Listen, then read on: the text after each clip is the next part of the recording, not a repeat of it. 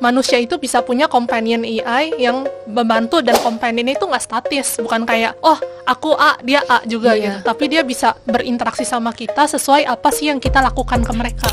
The trend is shifting menurut aku. Iya, betul. Kalau dulu trennya di Web 2, sekarang trennya udah berubah nih ke Web 3. So far apa yang bikin aku tetap lanjut di Web 3? Because I believe dari teknologi Web 3, AI sendiri itu future kita gitu. Itu tren kita. Kita nggak bisa stick nih ke teknologi yang udah ada dan merasa nyaman di sana, kalau nggak kita ketinggalan. Hai semua, balik lagi ke podcast Selar. Seperti biasa, kita akan selalu mendatangkan narasumber-narasumber yang menarik, yang memang sangat qualified ya di bidangnya. Dan di episode kali ini, kita udah kedatangan salah satu narasumber cantik yang lagi lumayan terkenal nih di industri Web3. Kita sambut narasumber kita, yaitu Rachel from Metapulse. Halo semua, salam kenal. Thank you Kak Ajeng udah invite sama teman-teman dari Selar di sini. Ya, thank you juga Rachel udah datang ke Selar. Ini pasti teman-teman yang lagi nonton pada semangat ya nontonnya, karena akhirnya ada narasumber cantik lagi ke podcastnya Selar setelah beberapa episode. Saya Kak Ajeng. Coba semua. Oke, sebelum kita mulai, aku mau kasih gift dulu untuk Rachel. Wah. Ini dia Cold Wallet Selar. Jadi Rachel, susah pastinya. Nggak nyampe. Thank you. Ya, ini Cold Wallet Selar yang mungkin bisa bantu Rachel menyimpan aset-aset digitalnya di sana. Nanti tinggal download aja aplikasi Selar di App Store atau di Play Store. Keren ya, sekarang udah ada Cold Wallet ya. Iya, dan tenang aja, ini aman kok. Walletnya aman dan sangat multifungsi ya. Oke, kita langsung aja. Ini Rachel dari Metapulse sekali lagi teman-teman. Rachel boleh nggak ya di-share sedikit nih pengalaman Rachel atau backgroundnya Rachel sampai ada di industri Web3, mungkin dari awal perjalanan karir. Boleh banget. Jadi salam kenal semua, aku Rachel. Aku sekarang lagi di Metapulse sebagai product manager. Sebelumnya itu sebenarnya bidang aku not related to product, lebih ke desain ya, karena major kuliahnya desain. Oke. Iya, terus abis itu pas lagi kuliah sekaligus waktu itu join di Apple Academy. Nah, jadi di Apple Academy itu terekspos tuh sama produk, sama developers gitu. Dan aku jadi belajar banyak tentang product management, dan aku implement langsung di Metapulse kayak gitu kan. Oke. Berarti waktu kuliah di desain. Iya, aku UI UX design dulu. Oke, berarti emang related masih ke teknologi gitu ya, ke startup gitu masih relate ya. Oke, berarti ini di Metapulse kantor pertama kamu? Sebelumnya pernah di corporate, bidangnya desain juga. Tapi di startup pas lagi masuk awalnya desain, terus shifting ke produk gitu. Oke, nah gimana bisa mendapatkan kerja di Metapulse nih Rachel? Iya. Jadi ceritanya sebenarnya lumayan lucu ya. Gimana? Dulu sebenarnya aku kerja di corporate di Jakpus gitu, Jaksel. Dan biasa lah ya kalau teman-teman yang di sini nih WFO pasti relate nih sama Jakarta, kan macet banget. Iya.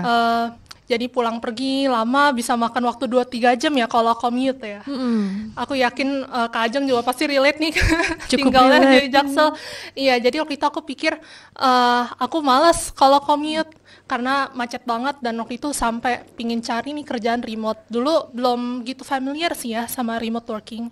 Ya belum, kecuali waktu COVID aja sih. Benar. Jadi waktu itu cari-cari tuh kerjaan remote, and waktu itu ketemu di Metapulse. Jadi Metapulse itu base-nya di Singapura. Timnya itu remote, kebanyakan itu ada di global. Jadi nggak cuma di Indonesia, di Singapura, ada juga di US gitu, di Finland, Hong Kong. Jadi menyebar di mana-mana gitu. Oke, ini berarti kamu melamar sendiri ke websitenya atau kamu ada relasi di sana? Pas baru awal aku masuk Metapulse itu, kebetulan Metapulse juga baru start. Oke. Belum building apa-apa, jadi kebetulan waktu itu aku yang apply ke sana. Berarti udah berapa tahun? Kira-kira udah sekitar 2-3 tahun sih. Wah, udah senior ya, kalau di kantor udah kayak dipanggilnya kakak gitu. Enggak. Masih newbie lah, iya, masih sama-sama belajar gitu. Oke.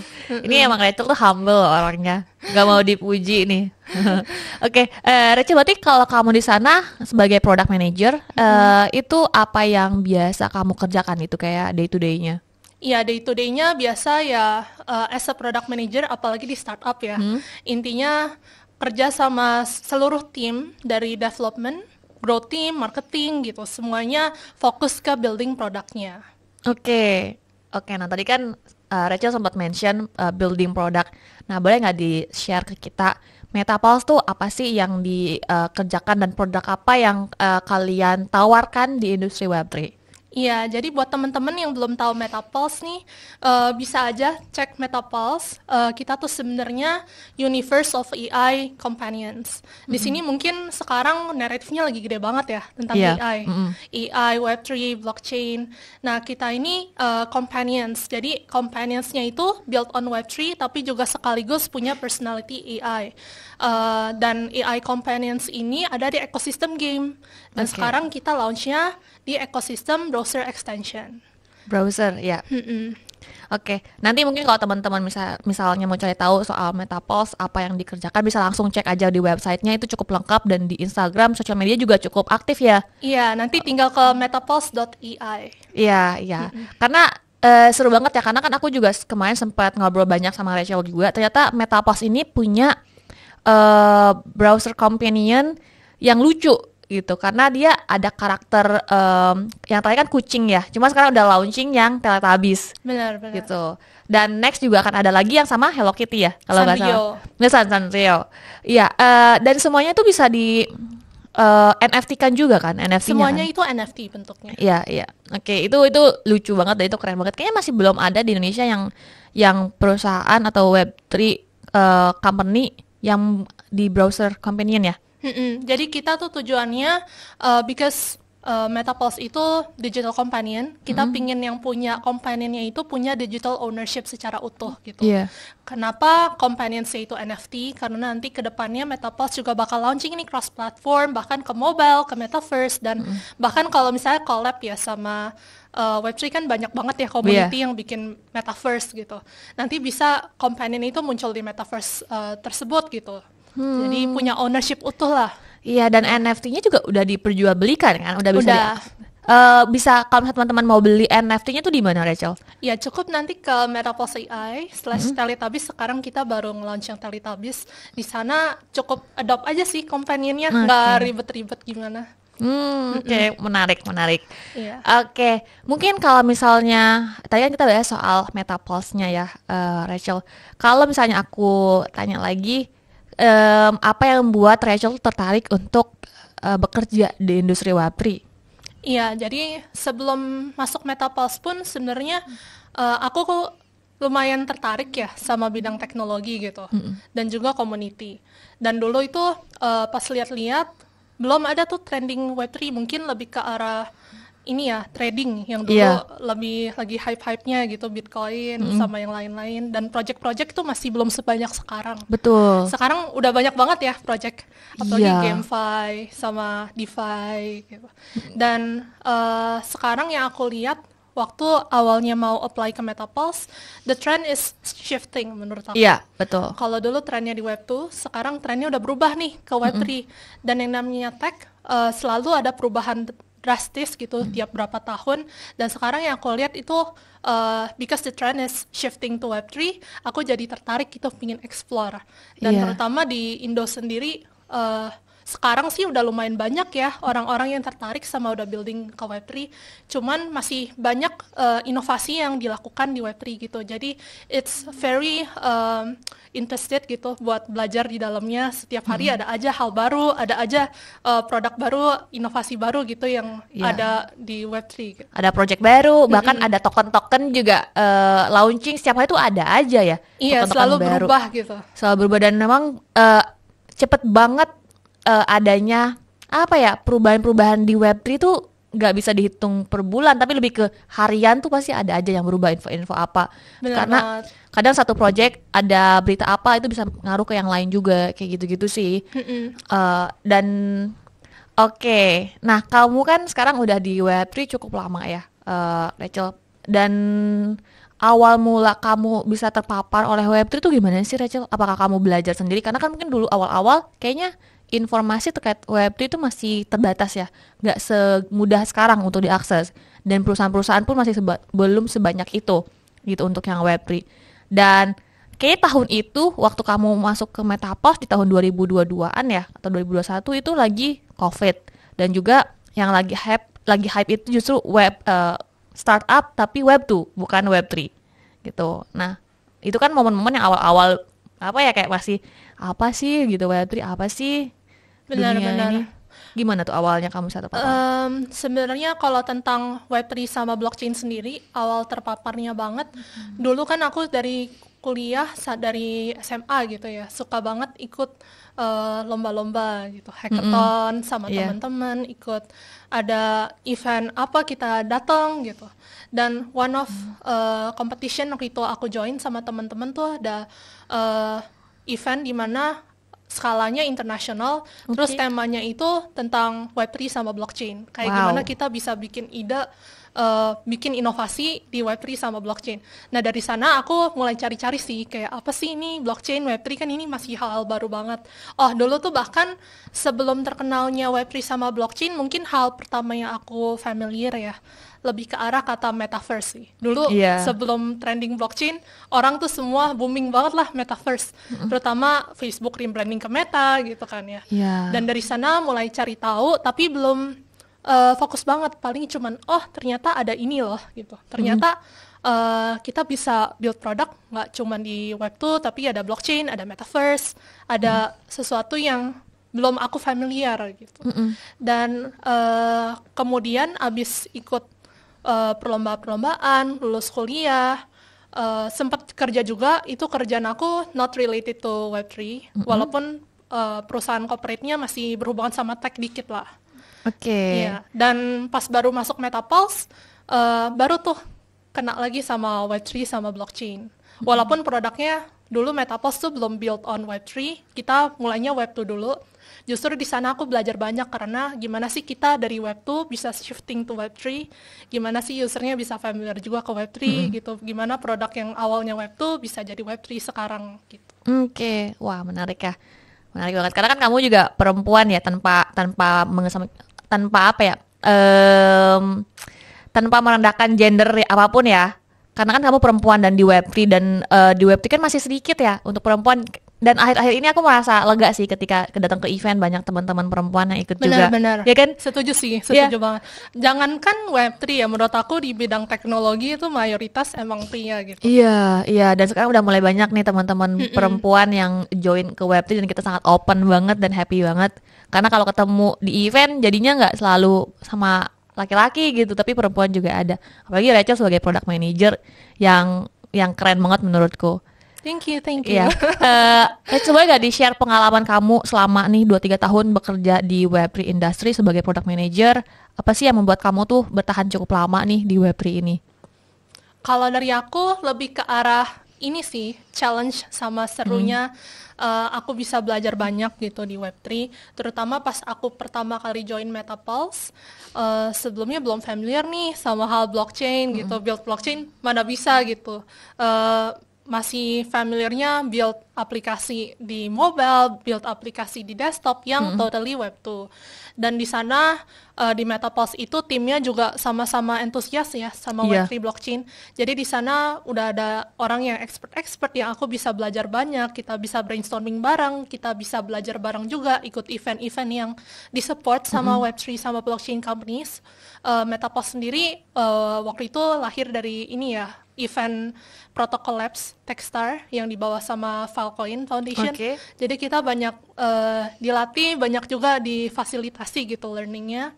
Dan so far apa yang bikin aku tetap lanjut di Web3, because I believe dari teknologi Web3, AI sendiri itu future kita gitu. Itu tren kita nggak bisa stick nih ke teknologi yang udah ada dan merasa nyaman di sana, kalau nggak kita ketinggalan. Betul sih. Itu juga salah satu alasanku juga kenapa memilih Web3 sekarang, karena ngelihat teknologi semakin berkembang, ya project-project selalu ada setiap harinya, dan kalau kita nggak terbuka ya, terbuka dari segi pengetahuan dan lain-lain untuk menerima adanya Web3, itu kita akan ketinggalan sih. Karena AI aja udah banyak banget, kayak ChatGPT udah makin keren banget yang 4o, ya kan? Kamu sempat pakai nggak yang 4o? Sempat Nah, pakai. itu cukup sangat membantu Terus juga apa kalau untuk yang marketing tuh bikin scripting dan lain-lain tuh itu bisa ngebantu banget. Dan gak cuma itu, ada AI yang bisa kayak ini kita bikin video YouTube itu bisa ada AI yang ngepotong-potong videonya di short form dan udah ada caption dan lain-lain. Itu udah keren banget. Canggih banget ya. Iya, udah iya. bisa kayak gitu. Dan adanya AI ini tuh sedikit bukan sedikit sih, banyak membantu pekerjaan sih. Dan aku nggak bisa quote kalau misalnya AI ini bisa menggantikan manusia ya, tapi dengan adanya AI itu bisa membantu banyak pekerjaan lebih simple dan lebih ringkas lagi. Iya, menurut aku bisa jadi tool yang membantu sih. Iya, iya. Karena hari-hari aja sekarang udah banyak banget kayak untuk searching, edit apa tuh udah banyak banget ya. Kalau kita nggak ikut adaptasi dengan adanya teknologi ini tuh udah pasti ketinggalan sih. Iya, bener banget. Apalagi setiap hari ada aja gitu yang baru ya. Iya, iya, benar-benar. Ada nggak AI yang kamu biasa pakai day to day? Kalau day to day sekarang yang lagi trending tentunya kan ChatGPT gitu ya. ChatGPT. Terus nggak usah jauh-jauh, kayak misalnya kita meeting di Google Meet aja udah ada AI yang buat nge-summarize meetingnya. Iya. Gitu. Sama lebih ke arah Metapulse sendiri kan companionnya juga built on AI kan. Jadi apa sih maksudnya built on AI? Kita tuh sebenarnya terinspirasi sama, kalau misalnya di sini Kak Ajeng nonton Iron Man ada Jarvis. Iya. Atau mungkin teman-teman di sini tahu Star Wars ada R2D2. Itu kan istilahnya something yang udah ada dari dulu ya. Filmnya udah dari dulu. Dan mereka tuh mesin-mesin yang punya kecerdasan sendiri. Iya. Nah, kita terinspirasi dari sana, di mana manusia itu bisa punya companion AI yang membantu, dan companion itu nggak statis, bukan kayak oh aku A dia A juga gitu, tapi dia bisa berinteraksi sama kita sesuai apa sih yang kita lakukan ke mereka. Jadi Metapulse itu bakal gitu juga, AI-nya di mana companions-nya ini bakal berinteraksi sama, bakal berkembang sesuai gimana sih cara user itu men-treat companion-nya. Iya, betul. Setuju banget sih. Itu bakal keren banget sih kalau bisa sampai kayak gitu ya. Karena sekarang ChatGPT aja kalau aku pakai kan, ChatGPT yang 4o ini dia udah bisa jadi second kayak otak kedua manusia, itu bisa kita sesuaikan dengan otak extended kita gitu. Iya, itu bisa udah sampai segitunya gitu teknologi. Tapi aku tuh kan kayak sekarang kan AI udah cukup banyak ya, dan Web3 tuh lagi naik banget. Banyak banget orang yang lagi melirik industri ini gitu, dan bahkan ada ETF yang ETH, Bitcoin itu udah TradFi udah pada kesini gitu. Kalau misalnya dari kamu sendiri melihat antusiasme Web2 yang mulai melirik Web3 itu gimana? Ya, menurut aku jangan takut sih buat coba ke Web3 gitu ya. Karena dari Web2 pun ke Web3 pasti ada challenge-nya. Betul. Tapi akan membuka opportunity baru buat orang-orang. Betul. Kayak usernya bisa dapat utility baru, bisa dapat fitur baru yang mungkin Web2 nggak sediain gitu, tapi ada di Web3. Iya, dan kalau bisa sih jangan berhenti belajar ya, karena banyak banget di Web3 ini istilah terminologi yang asing untuk didengar gitu, tapi nggak masalah karena semuanya bisa dipelajarin gitu. Dan kalau misalnya nggak terbuka akan semua teknologi yang sekarang datang ke kita ini, kita pasti bakalan ketinggalan banget sih. Jangan sampai ketika semuanya udah berkembang maju, kita jadi salah satu orang yang melihat dari belakang kayak coba gue mulai dari dulu nih ikut ke dunia ini, industri ini gitu. Setuju. Iya, kemarin juga aku sempat ngobrol kan sama Blockdev, dan ternyata tuh kebutuhan developer di Web3 itu sangat besar loh. Tentunya sih. Iya kan? Karena banyak banget teman-teman yang developer di Web2 belum melihat Web3 gitu. Padahal di Web3 itu banyak banget dibutuhkan untuk membuat token, bikin proyek-proyek yang lainnya gitu. Kalau di Metapulse berarti sekarang pun developernya udah banyak nggak? Kita campur, ada developer yang Web2, ada juga developer yang Web3. Okay. Web2 tuh maksudnya yang front end buat interface-nya. Tapi semua developernya pasti terpapar sama Web3. Namanya juga produknya built on blockchain. Iya, dan tadi yang Kak Ajeng bilang, aku setuju banget sih. Masih dikit talent di Indo yang Web3. Udah mulai banyak sekarang. Jadi hopefully kita lihat ada hasil-hasil karya ya dari developer Indo yang built on Web3. Iya, dan lagi tuh sekarang aku ngelihat kayaknya komunitas-komunitas tuh udah cukup besar ya untuk Web3, dan bisa jadi salah satu wadah kalian belajar juga. Kayak Blockdev katanya mau ada bikin semacam kelas untuk teman-teman developer yang mau main tuh, boleh juga gitu, yang mau belajar soal Web3 diperdalam lagi tuh juga sangat open. Dan mungkin kalau kalian tertarik untuk bekerja di Metapulse juga sangat open, nanti Rachel bisa diinfoin kalau misalnya ada lowongan-lowongan kerja ya Rachel. Iya, event-event gitu sangat Iya. membantu loh. Kayak event yang diadain Blockdev atau enggak community blockchain di Indo kayak Asosiasi Blockchain Indonesia atau community lainnya, itu jadi ketemu orang yang pingin belajar juga gitu. Jadi betul. ada yang sama-sama belajar bareng kita juga di-support, ada resource-nya juga. Dan kebanyakan community gitu justru free kan. Betul. Dan lagi kamu ngerasa nggak sih kalau misalnya di industri Web3 ini tuh karena kita masih belum sebesar yang Web2 ya, jadi orangnya tuh itu lagi kalau di event. Tapi dengan adanya teman-teman yang kita bareng-bareng nih lagi ngebangun Web3 di Indonesia, kita sangat supportive each other kan, dan kita sangat terbuka untuk kolaborasi, dan bahkan kita nggak pernah menutup pintu untuk teman-teman yang mau belajar lebih jauh lagi soal Web3. Kalau Kak Ajeng mungkin sharing juga belajarnya dari mana biasa? Kalau aku sejujurnya kan ini aku belum cukup lama sih di Web3, masih baru banget lah kalau dibandingkan sama Rachel ya, udah jauh. Rachel udah senior aku deh. Tapi mungkin awalnya memang aku ngeliat adanya industri Web3 ini bisa sangat awalnya sih aku ngelihat, karena kan kita nggak akan pernah terlepas sama teknologi. Kalau kita menutup mata, kita udah pasti ketinggalan kan. Aku udah berapa kali ngomong ini. Kalau misalnya aku sendiri ngerasa, aku percaya kalau industri ini tuh akan membawa aku ke suatu tempat lah one day. Karena ini industri masih kecil, masih perlu banyak orang di sini bekerja sama bareng-bareng ngebangun. Apalagi di Indonesia yang masyarakatnya cukup banyak, kita ada target untuk mass adoption. Jadi aku sangat setuju akan hal itu. Karena di sini balik lagi ya, aku tidak akan pernah memaksa kalian untuk berinvestasi di Web3, di industri kripto dan lain-lain. Itu tidak ada paksaan untuk hal itu. Tapi kita di sini membuat solusi investasi yang lain kalau kalian ingin belajar lebih jauh gitu. Dan aku sendiri lebih banyak belajar otodidak sih, dan ngobrol-ngobrol sama teman-teman, dan dari kantorku pun juga sangat support untuk kalau misalnya aku ada mau cari tahu apapun tuh mereka akan jawab gitu sih. Dan aku jujur kan aku pernah investasi juga cukup lama kan di Web3, udah kenal tuh dari 2020 waktu ada COVID. Dan itu mulai melirik Web3, kripto, tapi masih terbatas informasi terkait si Web3 ini. Resource-nya masih sedikit, gak banyak tuh yang ada bikin konten soal kripto, meme coin itu masih belum ada bisa dibilang, karena mereka masih yang agak takut, masih skeptis ya waktu itu, jadi masih susah. Dan makanya aku gak begitu banyak mencari tahu, jadi lanjut di Web2. Dan terakhir kayaknya nih aku beneran harus belajar lebih banyak nih, dengan salah satunya ya terjun langsung. Ketika bekerja langsung itu lebih berasa sih. Iya benar. Ya kan, ketimbang kita ngeliat dari luar itu kayak cuma menekan-menekan, tapi kalau udah masuk ke dalam industri ngerasain langsung komunitasnya gimana, waktu di event-event ketemu orang-orangnya gimana, ngobrol dengan banyak project manager di Web3 kayak gimana, itu lumayan membantu sih untuk proses belajar ya.